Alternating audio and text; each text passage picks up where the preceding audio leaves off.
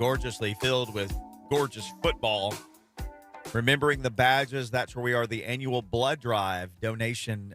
You can donate blood. Cornerstone Church in Madison.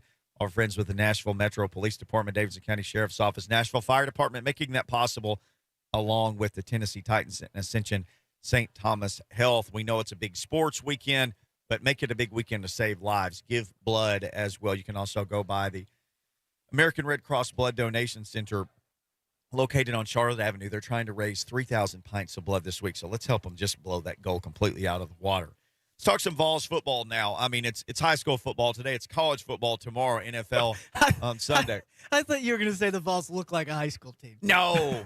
Wes Rucker joins us now from 24/7 Sports. They didn't look like a high school team, Wes. I mean, they won by 32. Sure. Average margin of victory, 32 points. Average. I mean, sure, they didn't beat the spread for all those people out there who anxiously and nervously watched the end of that game, but they won by 32. Are they ready to vault into this week's game in the Johnny Majors Classic on a high note? Are they ready to beat these Pittsburgh Panthers? You know, guys, I think they have a chance to beat these guys. I mean, I think it's, around, it's not a pick 'em game, but it's right around a pick 'em for a reason. I think that there's a lot that we didn't learn about each of these teams last week because, to be honest, they both played really bad opposition. Tennessee played a bad Bowling Green team, and Pitt played an even worse, somehow, UMass team. And so we didn't learn a lot about them. But, I mean, these two coaches know each other really well, so there won't be too many surprises, I don't think, in this game. And I think there's some evenly, matched deals here. I think that, Pitt's got some advantages over Tennessee. I think Tennessee's got some advantages over Pitt. And I think it should be a fun game. Now, if either side turns the ball over a lot, it could get gross either way. But if both sides go out there and play, somewhat a good game, it should be a really exciting game. Wes Rucker, our guest, somebody just tweeted me. Mark Mariani just sent me a message and said 32 wasn't enough. Like, come on, man, that was enough. I think it was plenty. Hey, as a Vols fan, I'll tell you that I'm happy with any 32-point victory. It was interesting, though, Wes, because of how well Milton started throwing the ball in the first quarter. Then in the second quarter, it was like in the old days where you looked at film and it was the negative, so it was the complete opposite version of the picture. And you're like, wait, what happened? You knew you had to work on a little bit. There were a couple things that go in play there. One, I mean, he missed a couple throws. There's no question about it. But also Jalen Hyatt had a couple drives, including one on one of those drives. There was a holding penalty on one of those drives. They just kind of, got to themselves a little bit there. But I think if you want to look at, what Bowling Green did, Bowling Green quickly made some adjustments and saying, we're only going to rush 3 or 4 guys. We're dropping everybody back in zones, and we're making you think, and we're making you look at the field, and we're going to take away your running lanes. It's a lot of what people did to Jared Garantano. When you blitzed him sometimes, he could hit you for some big plays. But if you sat back in a lot of these zones and you kind of confused him on your different looks pre-snap, you could slow him down and give him some pause. So they did that to Joe Milton, and Tennessee's entire passing attack sort of kind of stunted there for a while. And then the only time Bowling Green had success all day was in the second quarter. They got a couple first downs. They were able to move the ball a little bit and do some things. But, I don't think it's a huge deal because Tennessee made the adjustments it needed to in the third quarter. But, yeah, I mean, people are going to remember Milton missing those open throws because he missed those open throws. And, if you're doing that in SEC play, it's going to come back and hurt you. Wes, Alex Apple here. It's great to talk with you. This is a totally different test, though, for Tennessee this week because Pitt is going to play a ton of man as opposed to the drop 7 zone that Milton faced last week. Totally different from a quarterback's eyes perspective, the ability to scan the field, ability to see what is coming before him. A lot of people say that man-to-man is a little bit easier, but it's going to really challenge Tennessee's receivers. Do you think they're up to the task to help him a little bit more this week? I mean, you add Jalen Hyatt's 2 drops on in the second, especially the one in the second quarter. They probably don't hold the ball for 12 minutes in the second quarter, Bowling Green, that is, and we talk about the Vols a lot different way. But are the receivers fit to win this week against a better competition? I think they have a chance to. I mean, Cedric Tillman certainly is a guy who I've said for sort of 3 or 4 years now, I like that kid as a player. I just always have. I think, he's kind of in that power forward mold that a lot of Tennessee receivers have been the past few years with your Jennings and Callaways and Palmers. he's just kind of been buried behind those guys. Well, he's worked hard. He stayed in the program, but now he's getting his chance. And I think he's a guy who can be a big playmaker for him. You know, he got behind Texas A&M for a big play last year. He's got great ball skills. You know, even when he's not open, he's got a chance to make a play. You know, he's just kind of tough, physical, 6'3", 220. And then the other guys can flat out run. I mean, I don't know if this is Tennessee's best receiver core in a while. I'm not going to say that at all, but it is the fastest. I can say that objectively. Wow. This is a very, very fast wide receiver core. And like Jimmy Callaway didn't even play last week, and they're hopeful he's able to go tomorrow. So that'll help him. Valus Jones-Jr. has been bothered with the hamstring. He should be a week healthier now. I think they can do that because, you know, Narduzzi defenses are really good. And if you don't believe me, ask Mike Vrabel. You know, that guy knows defense, and he knows Narduzzi. And, you know, Ohio State has basically back in the day just sort of copied Michigan State's defense to take it to the next level. And that's a really good defense. He's got really, really good stuff on defense. But he's at Pitt, so he doesn't have some of those same kind of athletes he had at Sparty. He doesn't really have those consistently, those SEC Big Ten level guys. You know, it's like if they're tall enough, they're probably not quite as slow. And if, you know, or they're not as fast. And if they're fast, they're not quite as tall. They're kind of those guys. So long story short, I think Tennessee can win some individual matchups for big plays in this game, but it's got to take care of business up front. If Tennessee can take care of business up front and keep that pass rush down, I think they can exploit some stuff on the back end of this defense. Wes Rucker, I guess, yeah, you mentioned that. Pitt led the nation with 97 sacks over 2019 and 2020. They had 5 in week 1 alone. So when you talk about controlling their front, I mean, I know Rashad Weaver's down the road right now in two-tone blue, but he always seems to find people who can chase around the quarterback. Yeah, they've had like Aaron Donald and guys in the past too. You know, I mean, they've had some dudes. Pretty there, good ones. You know, I mean, they've been able to find and develop dudes there. You know, there's no question. But the thing about it is, it's not just that front four. Like his blitz packages, and people say this going into every week. You never go into any week saying, you know what would be great if we were in 3rd and long all day. No one ever says that. But against a Narduzzi defense, it's sort of like facing one of those Saban or Kirby Smart or those, you know, old Jeremy Pruitt Alabama defenses. You just don't want to be in 3rd and long against them because their blitz packages are ungodly. I mean, it's kind of like Dean stuff Pease, at the too. wall. They'll bring guys from anywhere. So if you're in 3rd and short, 3rd and medium, you're okay. If you're in 3rd and long, you're in trouble. The thing I've told people all week, if Tennessee's in 3rd and short a lot, Tennessee's winning this football game. If Tennessee's in 3rd and long a lot, Tennessee's losing this ball game. If Tennessee's in 3rd and middle a lot, it's a toss-up. Wes, let me ask you this. It's just one of my pet peeves. Is Trevon Flowers going to catch a punt this week? I bet there was at least 70 yards of hidden yardage. I don't know why that bothers me more than just about anything on the football field. I mean, if you got the weird Australian rules kicker. Well, it's because you watched the Dory Jackson do it every Dory Sunday Jackson here show. at Outfield Punt. Just put a second guy back there if the punts are going to be that short. I mean, I guess I am asking you this in the context of I'm looking at whether Josh Heupel makes an adjustment on that. You know, something small, but really a hidden element of the game. And I guess, you know, if he lives up to the hope of a lot of Vols fans, that's the kind of thing that cleans up week after week and they continue to improve. Oh, certainly. And I'd like to say, first off, as a side note, I'd like to go back in time, find the first coach who ever intentionally designed a rugby punt, and I'd like to have a confrontation with him. Yeah. You know, that's just a side note. But on top of that, you know, what's difficult is specialists these days are getting really, really good. I mean, these guys, you know, it used to be just either kind of a boom punter or you were a rugby punter. Now you got guys who can do both. And if you've got one guy back there, they'll rugby punt it. If you've got two back there, they'll sky it up there, and you'll have your coverage units down there, and you'll have numbers. I mean, football coaches are getting smarter. Football specialists are getting more specialized. You've got guys who can do both.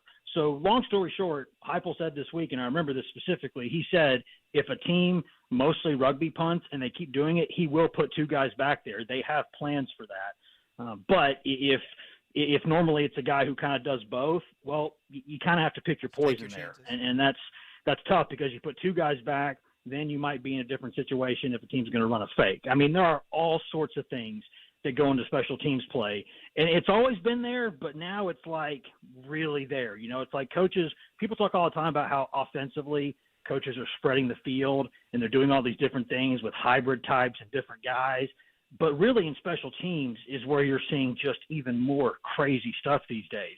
And you got to prepare for it. I mean, and I've heard coaches say this before, if I'm playing a team during a week and they have to spend a lot of time during the week having to prepare for my special teams, that's less time they don't have to prepare for my offense and defense.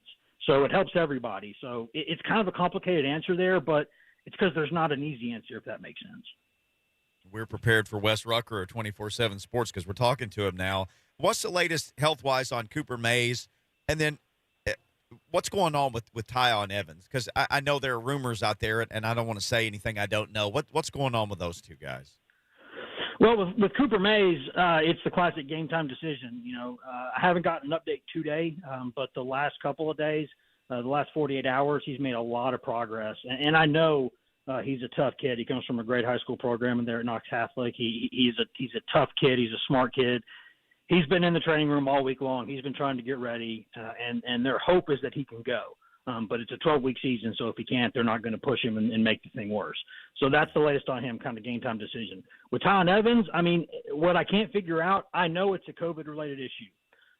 What I don't know is, is he someone who didn't get the vaccination, so he's in contact tracing, or did he actually test positive?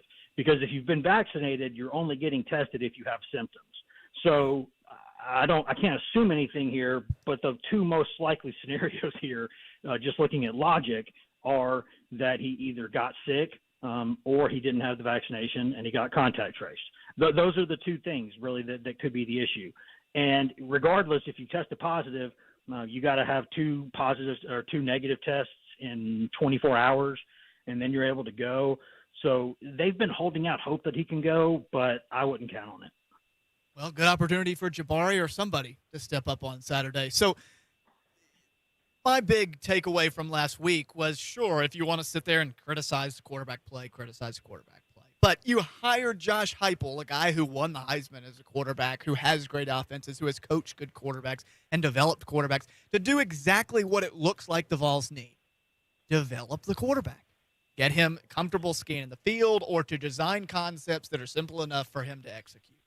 Right? Doesn't that sort of set up perfectly into Josh Heupel's wheelhouse? I mean, that's the thing that probably most interests me week to week, right? Can he kind of do like Kiffin did with Crompton and coach the guy up? Yeah, there's no question that and I actually, let me rephrase this. I don't know if Josh Heupel's thinking about it this way, and if he were thinking about it this way, I don't think he would admit it. But as someone who's looking at the program from the outside looking in, my take on this is the upside on Milton is absolutely ridiculous. I've been doing this a while. He is as physically gifted a guy as I've seen kind of up close and personal in a while playing the quarterback position at this level. He is that is how physically talented he is. And Tennessee's not competing for championships this season. I don't think I'm breaking any news there, right? I don't think I'm causing any sort of a riot there. Tennessee's probably not going to be getting to Atlanta this year.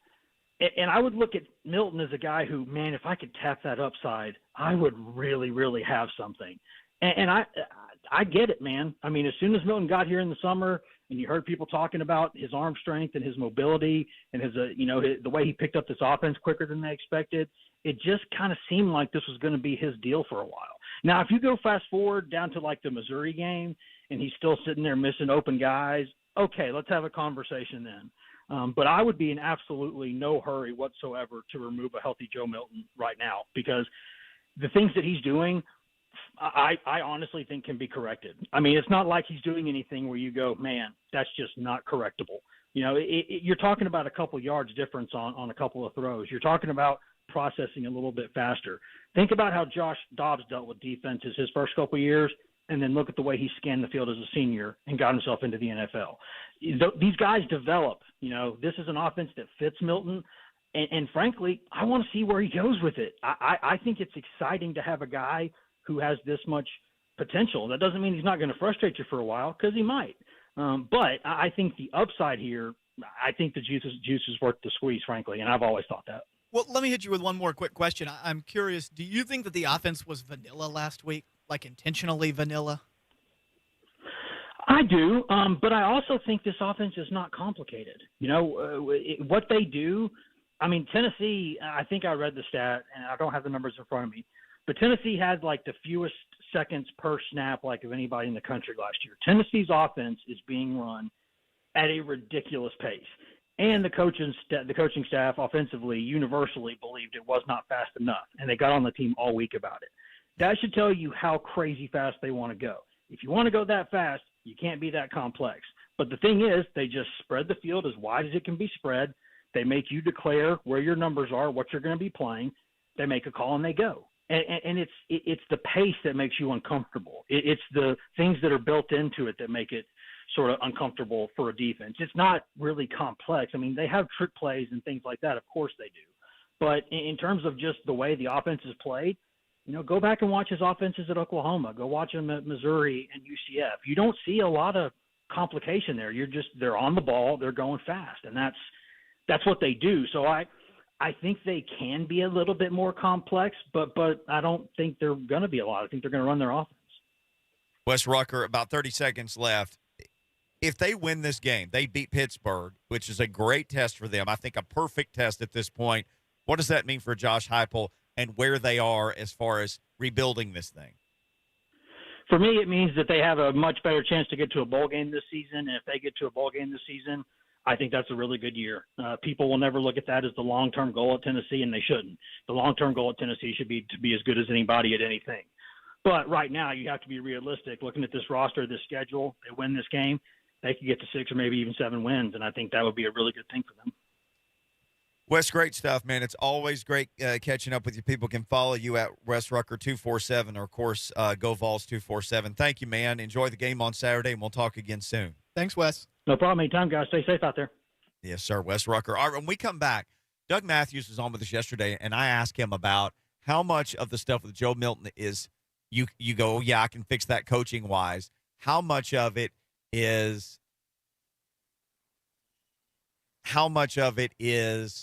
that's just who he is. And then we got to talking about him not getting rid of the ball and some things like that. But some interesting comments from Coach Doug Matthews. We'll replay those from yesterday. He talked about Joe Milton. We'll also call our shot because we always do that. If you want to sneak in a shot, you can call one with a 615-737-1045 on the Mark Spain Real Estate Hotline. After a long offseason, training camp, and 3 fake football games, the 2021 Titans regular season is here. Good! And the Arizona Cardinals are making their way to Music City for the opener. Yes! Coverage starts Sunday morning at 9, and then the kickoff at noon on your home for Titans football. 104.5 The Zone.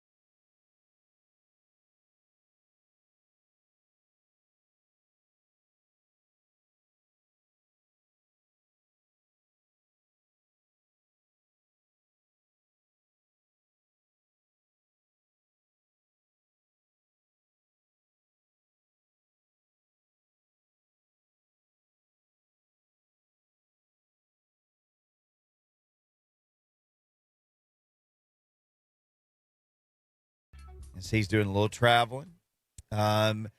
Appreciate the opportunity that we have had to be broadcasting from Cornerstone Church in Madison. That's because today is the yearly Battle of the Badges, although this year they've changed the name of it to Remembering the Badges, trying to raise 3,000 pints of blood with the American Red Cross in honor of those who died. Gosh, it's hard to believe it's 20 years ago on 9/11.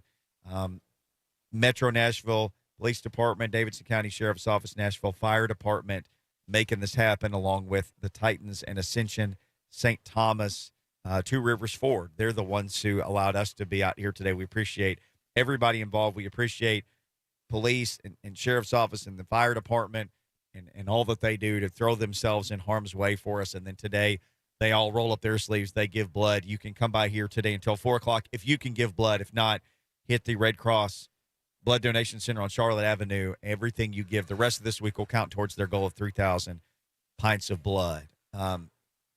Tennessee Vols tomorrow on 104.5 The Zone. By the way, Titans on Sunday on 104.5 The Zone. Coverage starts at 9 o'clock. Vols have got Pittsburgh tomorrow. Johnny Majors Classic. Lots of talk this week has been on the quarterback, Joe Milton. He was the topic of discussion throughout the offseason. He's the topic of discussion for week 1 of the season. So Doug Matthews was on with us yesterday. Doug certainly knows the heartbeat of this Vols team, Alex, and I asked him how much of this is coachable and how much of it is who he is. This is what Doug Matthews shared with us. I think most of it is coachable. He held the ball a little bit too long, but one of the reasons why he held the ball too long was he had, and this is going to sound a little funny, he had too long to hold the ball. There was nobody near him. There was nobody there. Yes. And you learn that pretty quick. When you got guys coming off the corner like this guy sitting across from me, he gets that helmet put in that chest a few times. He'll get rid of that ball quicker, believe me. But the other thing is he and I noticed this in the scrimmages in the practice I went to. He's not a real good touch thrower, or let me rephrase that. He has not shown that yet. He had an opportunity to hit a couple of deep passes, just quite frankly, didn't throw him too far. Now, Can that be coached? Absolutely. He could not have, I don't believe, there's maybe 3 or 4 really top quality quarterback coaches that are head football coaches. You know, one down at Ole Miss, certainly, one out at Texas A&M, one at Florida.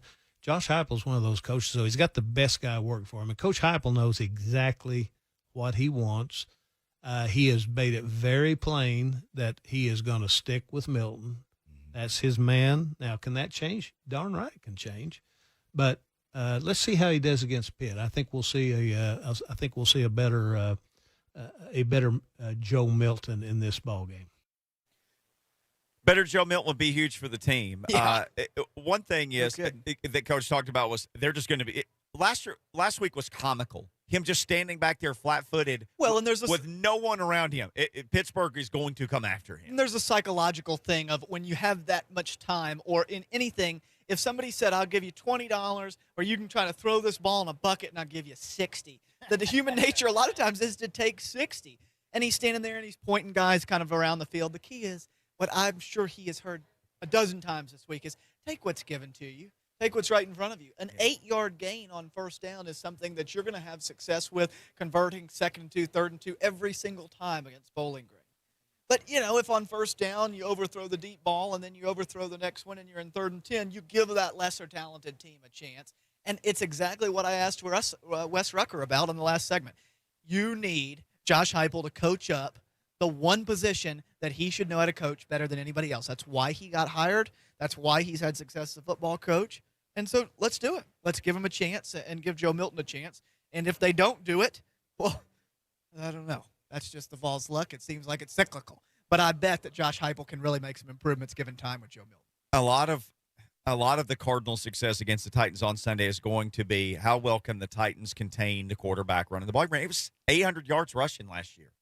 They got beat up at the end of the year. They weren't nearly as effective. They lost. They started 5-2 and they finished 3-6 down the stretch. Yeah. So how well can they contain the quarterback? For Tennessee, if Joe Milton is back there, and the great Kevin Dyson says this, I love it. You can't go broke making a profit. Dump it down for 8 yards, 5 yards, 4 yards. Yeah. Also, Joe Milton, hey, dude, run if you have to run. If you get back there and the rush is coming and it's hot, maybe nobody's open, run for 5 yards and slide your butt down. I know you're big, but you don't have to prove anything. Live to fight another down. Yeah. how well he runs the ball and just how decisive he is. Because we know he can make every throw in the book. Heck, he can make throws that aren't even throws. He can throw it over everybody. So will he be a decisive runner when he's got the opportunity?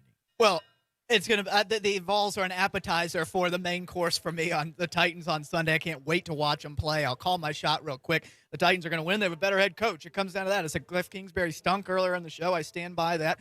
The key thing, though, Kyler Murray taking a step forward in the third year. If he looks a lot different, Arizona's going to have something to be reckoned with. He can make spectacular throws. The key is doing that more consistently and making good throws throughout the game. It doesn't matter if you make a couple of spectacular throws, just like Joe Milton, if you miss others. Kyler Murray taking a step is the one variable for the Titans. And the Vols are an appetizer. I can't wait. What a weekend of football, Mickey. Staring us down the face. They're ringing the bell down there. The fire department's raising blood. I'm getting pumped up. I'm listening to 3HL on the ride home. Might even turn on Rocky Top. Lucas, you got a shot you want to call? I know we got to get out of here. I'm about to hear the Eagles playing. Not the Philadelphia Eagles, but the Eagles. What do you got for your shot? I said before the season Tennessee would lose to Pitt. I didn't learn anything in week 1 that would make me change that opinion, especially the idea of Tyon Evans and Byron Young being out, supposedly their best pass rusher, ineligible for the first 2 games. I've got Pitt winning tomorrow in Neyland. Lucas has Pitt. I'm going to go with Alex Apple. I got the Titans. I think they win. Oh, I think they cover, 3 points is That's the right. spread right now. I think they cover it, and I think they win because if you're the Titans, you have to win games like this. 52.5 over under. That's going to be a good high-scoring game. Hey, enjoy football tonight, tomorrow, and Sunday. We'll be back on Monday. The Hitman will be back. Thanks to Alex for sitting in. 3HL coming up next. Happy Football Friday, Saturday, Sunday, everybody. Tighten up.